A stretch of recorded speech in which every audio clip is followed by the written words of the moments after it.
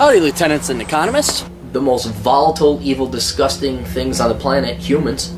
If you have a video request, you can always go to assholeconsulting.com. Yeah, I am gonna charge you, kids. And that is the importance of not fucking up. You are such an asshole!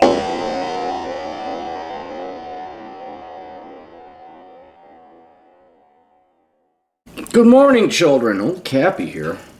I'm trying to get a lot more sleep, and did the mistake of taking half a sleeping pill at 4 a.m. and now I'm dragging. So, I know it's 10 o'clock. Old Captain is still. It feels like 6. Anyway, hello. I'm a 33-year-old black male from the South. We'll just say with a degree in civil engineering. Graduated in 2016. I currently have a job that I hate as a mining engineer in a large state. I'm basically an overpriced technician with a $60,000 plus. So I'm trying to anonymize it because if you get too much details, they might be able to figure out who you are. May not be that many black civil engineers from a particular state making that particular amount of money. When I work in the field, I receive a per diem, a significant one, but work in the middle of nowhere and have no life whatsoever. I work 6 days per week and get overtime, averaging a total of $7,300 a month. Is that just your overtime? Or is that your total salary? 7,300 times 12. That must be your total salary. Dude, man, you're making good coin. I'm subjected to the elements that literally stand in any type of conditions, rain, snow, sleet, or hail, and I literally hate my life, but the money is good. I also would qualify for my PE in 2020, but I'm not getting any real engineering experience with my current employer. I recently had an interview outside of Las Vegas, where I'd be a field engineer at a Nevada nuclear testing site. Oh, that's cool. That'd be neat. Where at some point I'll probably be working on projects near Area 51. Oh, and I love Vegas. You know I like Vegas. I turned down an offer approximately 1 year ago with a different division in the site where they offered me $68K. I see taking a $20K whack.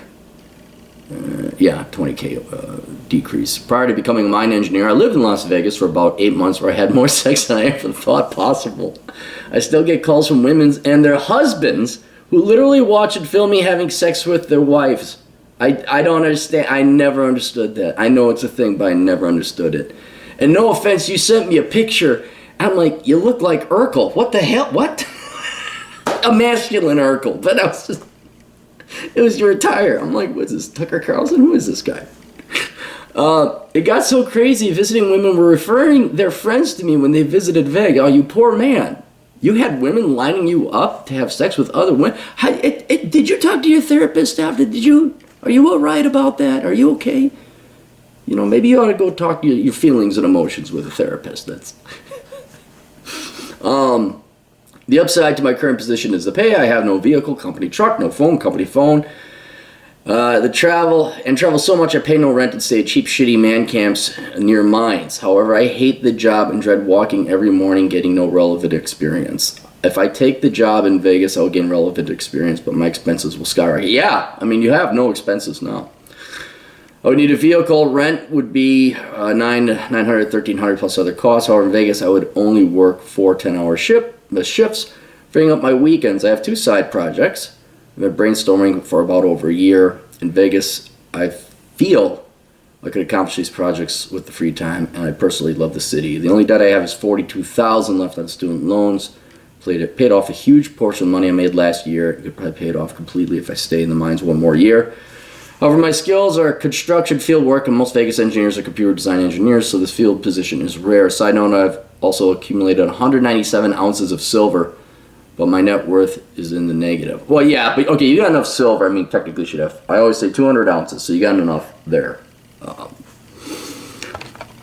Should I stay in the mines, with the mines, or go to the job in Vegas? My interview was August 1st, so I have not received an offer yet, and I could possibly get more than $68,000. I'm confident I will get an offer soon because they flew me out after initial phone interview.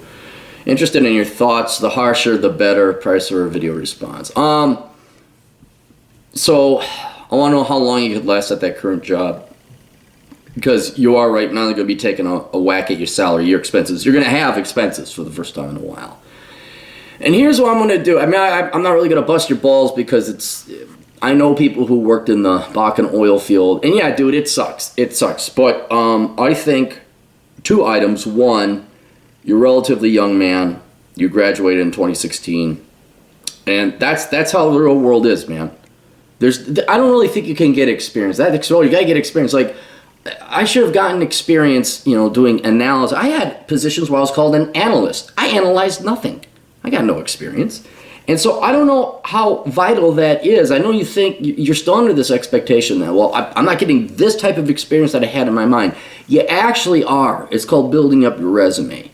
And I think your actual expectations of real engineering experience, unless you're actually designing bridges or something, is not in line with the real world. I mean, most engineers, I know a couple civil engineers, and one guy, he inspects railroad clearances, and the other guy, he just does data entry. And I had the same erroneous thing. I thought when I was in finance, I'd be analyzing finances and economics. No, you're just entering data. You're a gopher.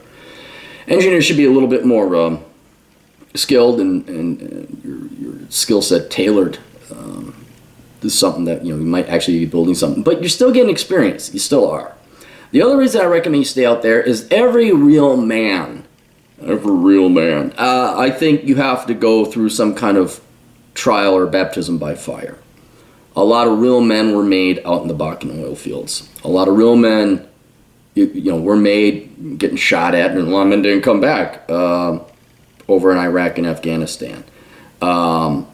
You have to go through some kind of challenge in your life, physical, mentally, everything, which that is. Mine was in college. I patrolled in sub-zero temperatures and dropped down to 118 pounds. It was literally starting.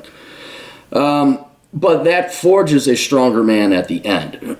And whereas you may not like it now, I have a feeling 30 years from now or 20 years from now, you say, hey, damn, I remember when I was, it really sucked at the time, but boy, you'll look back fondly at it. Now, compared to like being Mr. Sex Man in Vegas, well, okay, yeah, it's going to suck, but I think what you should do is stay there until 2020, when you can qualify for your PE. What is that? It's the exam, the licensure for your being an engineer. Because the job you're looking at, which is government, that job will be there, quote unquote, maybe not that specific job. You are a minority. They can't wait to bend over to hire you. Okay, so I don't think the opportunity is going to go away. But the opportunity to work out in the fields, out in the mines with real men and be by yourself and find out who you are, I think that journey is worth you staying there, including the extra pay and the ability to pay off your student loan debts. So I would stick out there until 2020. You could last another 2 years. Try and last those other 2 years. At least get 2, preferably 3 years working experience out there, so it looks good on your resume. And then you could just say, look, guys, I can't do this anymore. This is, and most people can't. I mean, the Bakken oil field guys, I think you do a year or two, and that was enough. Well, but that was enough for you to have a nice little bungalow over on the north side of Minneapolis. But I think you should stick it out. You should stick it out with your current position. Pay off your for any other reason to pay off your student loans, or really whack that down. And it also is forcing you to save. Because, like, you're not in town, you're not going out having drinks and food and cocktails and all that.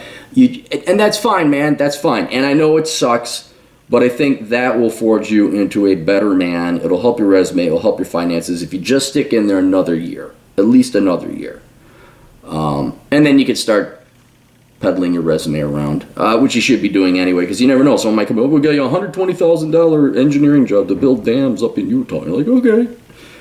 But I know you hate it, I know it sucks, but I would look at this as part of the path to becoming a man. And getting out of debt, dude. I mean, it's just, take your lumps. You gotta take your lumps. Everybody's gotta take their lumps. I recommend you take your lumps too. So, all right, that's it. If you're in Vegas, let me know. If you ever do get that job, I'll be in Vegas for the foreseeable future, probably till I'm dead. Where I'm ironically flying to tonight. So we'll see you guys later. Toodles.